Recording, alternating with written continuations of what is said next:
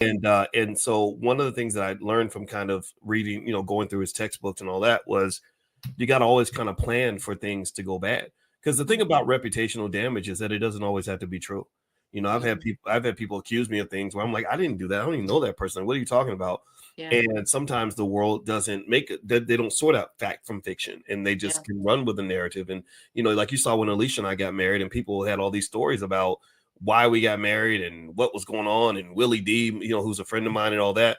And it's like, man, how do you stop this? You can't, right? And so part of the way I kind of deal with that, number one, is I engage with my people a lot. So that even if they hear something weird, they'll be like, well, I saw Boyce yesterday, and this is the side of him that I saw, and this is the side that I like, and I'm getting value from that. The second piece, though, is that when you are sort of the guy, you should be diversifying in the sense that, for example, the All Black National Convention, in 1 year, I remember telling the team, I said, don't put my picture everywhere. Stop putting my picture up like I'm the most important person here. I'm not the most important person here.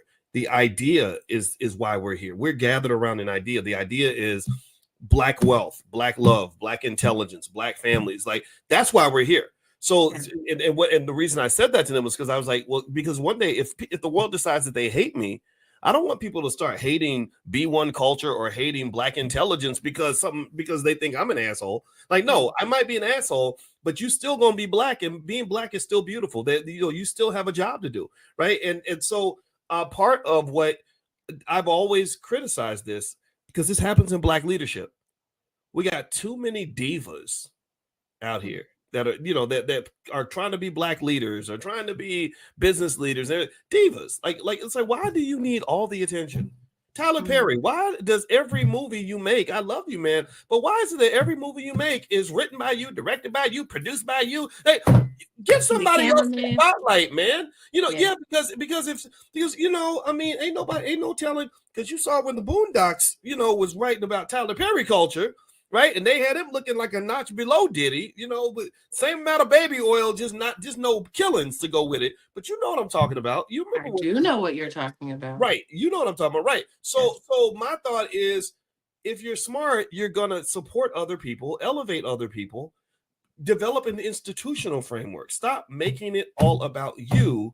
So that, number one, you're doing the right thing by giving other people a chance, and then number two, you're protecting yourself by having other successful people around you, and maybe some of those people can support you. Like, so for example, if we get mad about something that happens in the Jewish community, it's not like there's one Jewish leader that we can point to and say, get that guy.